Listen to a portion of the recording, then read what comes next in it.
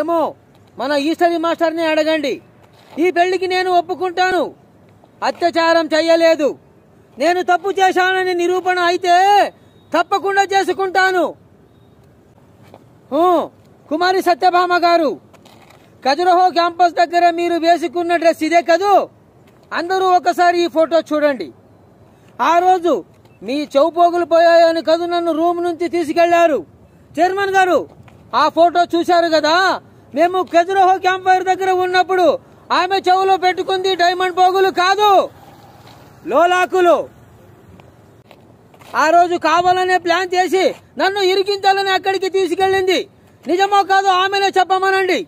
ఏడిసినంత మాత్రాన నా మీద నువ్వు వేసిన నింద నిజమైపోతుంది అనుకున్నావా? చెప్పు, ఎందుకు చేశావు? ఎందుకు నా మీద కక్ష కట్టావు?